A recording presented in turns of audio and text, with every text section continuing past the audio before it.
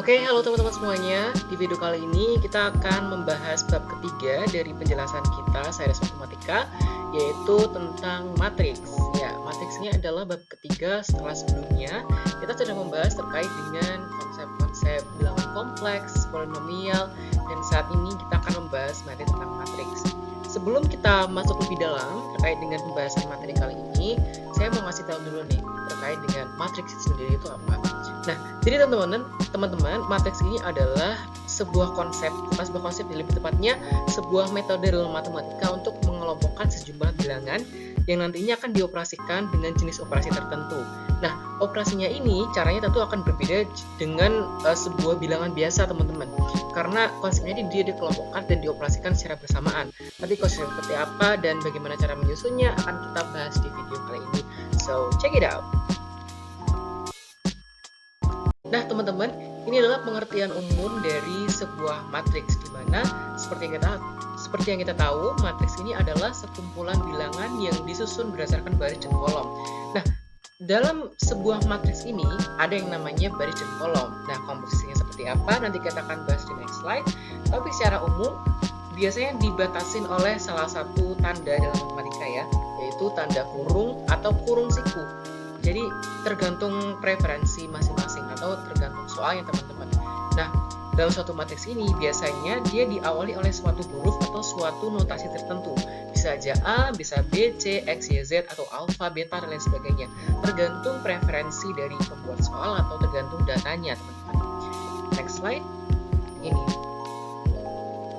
Oke, di sini ada ordo matriks. Kalau teman-teman mungkin sudah nggak asing ya dengan kata ordo. Ordo kalau dalam biologi itu artinya adalah tingkatan takson atau bagaimana cara mengelompokkan jenis-jenis binatang berdasarkan familinya, berdasarkan ordonya. Nah, dalam matriks dia juga demikian. Untuk mendefinisikan sebuah matriks atau kita mengklasifikasikan sebuah matriks yang sangat spesifik, kira-kira jumlahnya berapa atau ukurannya seperti apa, itu juga tentu ada dipakai ya konsep ordo ini dalam dunia matematika. Nah, dalam konteks matriks, ordo ini adalah ukuran yang terdiri atas jumlah baris dikali jumlah kolom. Jadi kalau teman-teman nanti ketemu di soal atau mungkin ketemu sebuah data, bahwasanya ada matriks, lalu atau mungkin informasi saja, informasi matriks A, M kali N, berarti dia itu adalah matriks yang mempunyai M baris dan N sejumlah N kolom seperti itu. Nah, contohnya di sini adalah matriks A dengan 5 baris dan 5 kolom, artinya nanti ordonya akan jadi 5 kali 5, artinya ada 5 baris dari kolomnya, 5 baris kolom, 5 baris, lalu ada 5 kolom yang secara sejajar seperti itu. Nah, oke, di sini ada bagian-bagian dari matriks. Yang pertama ada baris matriks. Kalau teman-teman tahu, baris itu artinya adalah sebuah aturan berjajar seperti ini, teman-teman. Kalau dilihat dari matriks, kita lihat dari sudut sebelah kanan dan kiri. Jadi dihitung dari atas sampai ke bawah. Baris 1, baris 2, baris 3 yang disusun secara horizontal. Sedangkan kolom ini adalah sebuah barisan atau bisa dibilang sebuah urutan bilangan yang dihitung dari bawah atau dihitung secara vertikal, teman-teman. Biasanya dihitung dari kanan. Artinya di barisan angka yang ada di secara vertikal paling kanan ini adalah kolom 1, kolom 2, kolom 3. Nah, dalam sebuah matriks ini ada elemennya atau ada data-data yang akan kita operasikan nanti. Di mana di sini data atau angkanya itu kita sebut sebagai elemen dari matriks tersebut. Nah, sedangkan diagonal seperti yang teman-teman tahu adalah sebuah garis silang yang dibentuk oleh bangun datar. Kalau di persegi, kita juga sudah tahu ya, di persegi itu artinya diagonal itu adalah garis silang yang membentuk silang antara sudut-sudut ujung dari sebuah bangun datar ini. Nah, sama seperti pada matriks yang bentuknya rata-rata adalah persegi atau persegi panjang, diagonalnya dibentuk dari pojok kanan atau bisa dibilang baris ketiga atau baris paling ujung kiri sampai ke baris paling ujung kanan. Seperti itu, teman-teman. Lanjut. Nah, ini lebih jelasnya ya teman-teman, akan saya tunjuk menggunakan pointer. Baris 1 ini adalah susunan yang disusun secara horizontal, artinya ini artinya adalah baris pertama, baris kedua, dan baris ketiga, sehingga dia susunannya adalah horizontal. Sedangkan kolom di sini dia disusun secara vertikal, artinya adalah tegak lurus begitu. Dan dihitung dia dari pojok kiri, teman-teman. Artinya di sini ada kolom 1, ini kolom 2, dan kolom 3. Diagonalnya ya garis yang membentuk silang ini, teman-teman, antara pojok kiri atas ya, atau di sekitar baris pertama sampai ke baris ketiga pojok kiri, atau baris ketiga kolom 3. Lanjut, next slide. Nah, di sini ada beberapa jenis matriks yang akan kita bahas, walaupun kita nggak akan membahas semuanya. Tapi secara umum, jenis matriks itu ada beberapa. Yang pertama adalah matriks baris, artinya hanya terdiri satu baris, seperti ini. Matriks A sama dengan 0, 3, 4, cuma ada satu baris. Dan matriks kolom, artinya dia adalah matriks yang hanya terdiri dari satu kolom aja, nggak punya baris-baris lain, seperti ini. 1, 2, 3, 4, 5, 1, dan lain sebagainya. Lanjut. Matriks persegi. Nah, otomatis matriks persegi ini adalah matriks di mana ordo maksudnya komponen ordonya, misalkan barisnya itu sama dengan kolom. Berarti artinya ordonya itu harus sama antara baris dan kolomnya. Misalnya, ordo 2 kali 2 itu adalah ordo persegi, karena nanti dia ketika disusun bentuknya itu akan persegi, teman-teman. Antara kolom dan barisnya jumlahnya akan sama. Seperti ini. Dia adalah matriks berordo 2 kali 2, artinya dia ada punya 2 baris dan 2 kolom, sehingga dia membentuk persegi. Sama juga seperti persegi bentuknya. Sedangkan matriks identitas ya teman-teman, itu artinya adalah bagian diagonalnya terdiri atas angka 1. Selain itu ada 0. Selain itu adalah 0 ya teman-teman, komponen dalam matriksnya. Di sini kita bisa lihat ya, seluruh diagonalnya adalah 1. Sisanya adalah 0. Berlaku juga untuk matriks 3 kali 3, artinya nanti kalau kita teruskan, seluruh diagonalnya ini akan adalah 1. Jadi urutannya nanti adalah 1, 0, 0, 0, 1, 0, dan 001. Lanjut, matriks diagonal sama seperti tadi ya teman-teman. Lalu ada matriks segitiga atas dan matriks segitiga bawah. Artinya seperti apa? Matriks segitiga atas artinya adalah ada 0 ya di bagian sudut paling kanan, atau ada di sekitar kolom 1 dan baris 1 dan baris 2 seperti ini. Ini adalah matriks segitiga atas ya teman-teman. Artinya adalah maaf di sebelah ini ya teman-teman, dia membentuk segitiga seluruh komponen matriksnya di sebelah sini. Artinya selain dari segitiga atas ini semuanya adalah 0. Begitu juga dengan yang segitiga bawah. Artinya di sini membentuk segitiga, sisanya itu adalah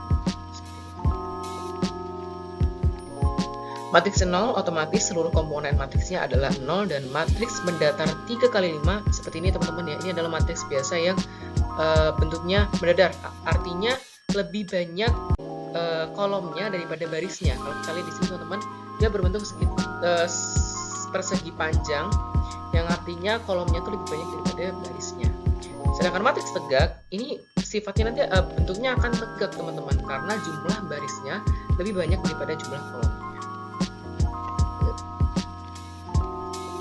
Matriks simetris, nah seperti yang sudah ada di penjelasannya, artinya adalah matriks yang ketika ditranspos itu tidak akan berubah teman-teman. Seperti ini. Konsep transpos nanti akan kita jelaskan di next slide, tapi kalau ditranspos ya, ini akan sama. Jadi satu kolom itu kalau dipindah akan jadi baris pertama. Kolom ke-1 akan jadi baris ke-1. Kolom kedua akan jadi baris kedua. Dan ini artinya dia sifatnya simetris. Ketika ditranspos hasilnya sama. Lanjut. Nah, transpos matriks ini adalah salah satu operasi yang paling sering kita lakukan ya ketika ada soal gitu.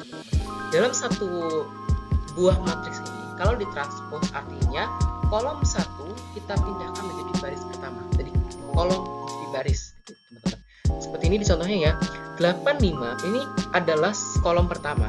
Nah, kita akan rubah dia jadi baris pertama. Artinya dia akan kita taruh di sini 85. Lalu di sini kolom kedua 6 dan 2 kita pindah ke sini menjadi baris 6 dan 2. Mudah sekali bukan? Nah, selanjutnya kita sudah masuk ke operasi dasar matriks, yaitu salah satunya adalah penjumlahan. Sangat mudah sekali sebetulnya teman-teman. Penjumlahan ini artinya adalah seluruh komponen matriks di matriks yang sebelah kiri atau matriks A dijumlahkan dengan matriks B. Misalnya komponennya ada A, B, C, D. A karena dia ada di baris 1 dan kolom 1 juga dijumlahkan dengan komponen matriks yang ada di B atau komponen matriks kedua yang ada di baris 1 dan kolom 1 juga. Seperti ini contohnya. A dijumlahkan dengan E, B yang merupakan komponen matriks pertama pada baris 1 dan kolom 2 dijumlahkan juga dengan komponen matriks pada matriks kedua yang juga pada posisi yang sama atau pada baris ke-1 dan kolom kedua seperti itu. Selanjutnya adalah pengurangan matriks, sama juga, tinggal kita ubah operasi hitungnya, alias yang plus tadi jadi minus, tapi posisinya tetap sama. Jadi yang posisinya sama itu dijumlahkan atau dikurangkan, dioperasikan seperti itu. Nah, di sini ada yang cukup complicated juga, nggak terlalu susah juga, tapi mungkin agak lebih kompleks, perkalian matriks. Tapi yang nanti perkalian utamanya matriks skala ini masih lumayan gampang ya teman-teman. Nah, di sini misalnya kan ada sebuah matriks A, kita disediakan matriks A. Ketika kita kalikan dengan bilangan real, artinya itu adalah sebuah perkalian skala.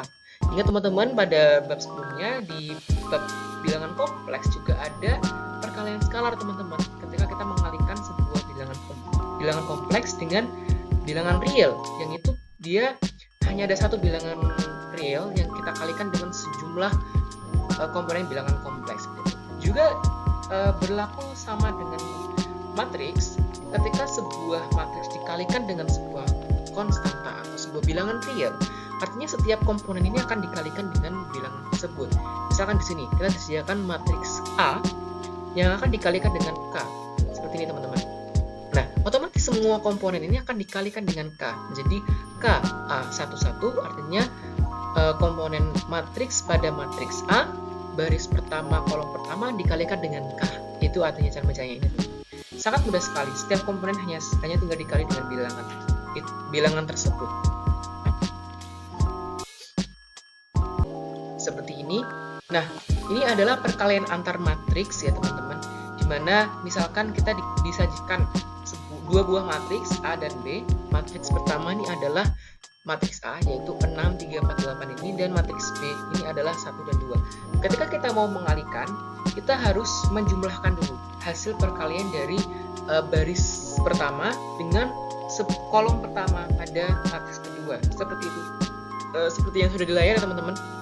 Di sini baris pertama, kolom pertama, mohon maaf, yang adalah komposisinya 6 dikalikan dengan 1 karena dia adalah komponen pada baris pertama di elemen pada matriks B.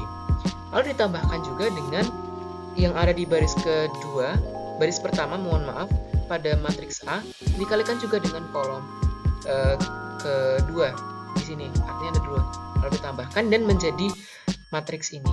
Nah, syaratnya agar dua buah matriks ini dapat dikalikan ya, jumlah kolomnya harus sama dengan jumlah baris pada matriks kedua. Artinya kolom pertama matriks pertama, jumlah kolomnya itu harus sama dengan jumlah barisnya pada matriks kedua.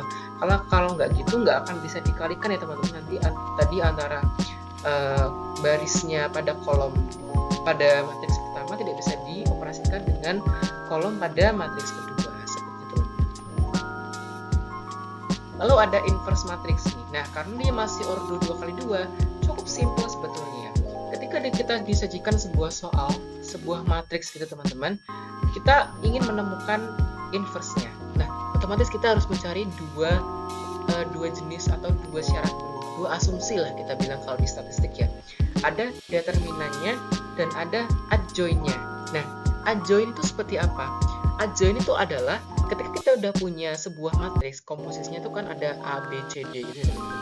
Bagian baris paling kiri atau yang paling atas ya, baris pertama, kolom pertama yang paling kiri otomatis ya, itu nanti ditukar posisinya dengan yang ada di pada posisi diagonalnya. Artinya misalnya di sini kita ada contoh ini ya, 4, 5, 1, 2. Otomatis untuk mencari adjoint-nya 4 dan 5 ini kita tukar ya teman-teman.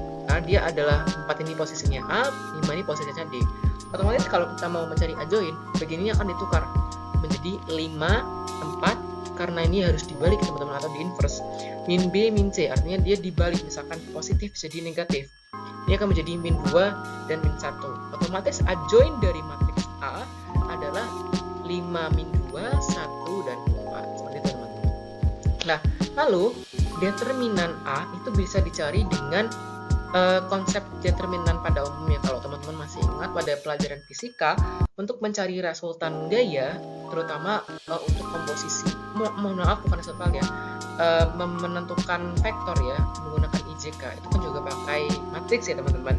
Nah, konsep mencari determinannya sama. Yang sini, ya ini kita operasikan, lalu yang berkebalikan arah atau berlawan arah, yang otomatis dia 2 dan 1, itu kita kurangkan. Otomatis ini akan menjadi 4 dikalikan dengan 5, artinya 20, dikurangi dengan 2 kali 1, artinya adalah dikurangi 2. 20 dikali 2 adalah 18, artinya determinan A di sini adalah 18. Nah, kita masukkan pada rumus ini. Untuk mencari inverse, artinya adalah 1/18 dikalikan dengan masing-masing komposisi dari adjoinnya. Otomatis nanti kalau dicari ya teman-teman, semuanya kan akan dibagi dengan 18. Otomatis nanti ada 5/18 ya, karena di sini udah tukar. Kalau ada min 2/18, ada min 1/18 dan 4/18, itu komposisi yang sudah di inverse. Konsepnya sangat sederhana teman-teman dan mudah dipahami. Lanjut. Nah itu ya teman-teman, sudah diketahui sebelumnya di soalnya ya, tinggal dikalikan aja. Nah udah ketemu jawabannya ya teman-teman. Oke, sudah selesai pembahasan kita hari ini. Semoga bermanfaat dan sampai jumpa pada episode matematika selanjutnya. Matematika sangat asyik dan menyenangkan. Bye-bye.